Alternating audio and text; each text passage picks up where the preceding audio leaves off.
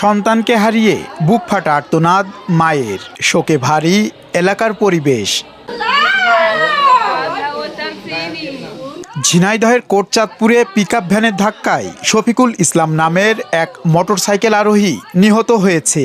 এ ঘটনায় গুরুতর আহত হয়েছে আরও একজন। মঙ্গলবার দুপুরে উপজেলার বলুহর ডাকাততলা ব্রিজের উপর এ দুর্ঘটনা ঘটে।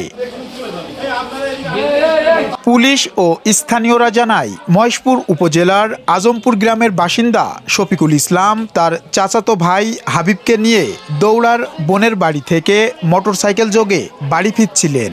পথে ঘটনাস্থলে পৌঁছালে বিপরীত দিক থেকে আসা একটি পিকআপ ভ্যান সামনে থাকা একটি পাখি ভ্যানকে ওভারটেক করতে গিয়ে নিয়ন্ত্রণ হারায়। এ সময় পিকআপটি তাদের মোটরসাইকেলে সজোরে ধাক্কা দেয়। এতে ঘটনাস্থলেই শফিকুল ইসলাম মারা যায়। আহত হাবিবকে কোটচাঁদপুর উপজেলা স্বাস্থ্য কমপ্লেক্সে নিয়ে গেলে কর্তব্যরত চিকিৎসক তাকে উন্নত চিকিৎসার জন্য যশোর জেনারেল হাসপাতালে রেফার করেন। এ ঘটনায় নিহতর পরিবার ও স্থানীয়দের মধ্যে শোকের ছায়া নেমে এসেছে। এমর রাসেল, কাগজ টিভি।